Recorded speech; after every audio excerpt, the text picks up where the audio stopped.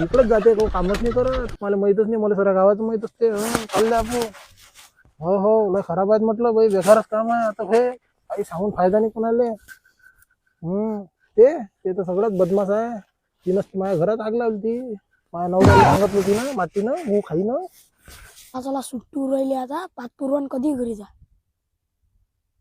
कसा झालं काय हा पाचपूर्वा म्हणते भाड खाऊ 10 मिनिटं राहिले 4 वाजाले म्हणते की पाचपूर्वा म्हणते बाई हा धुवायला दिसते बाई मला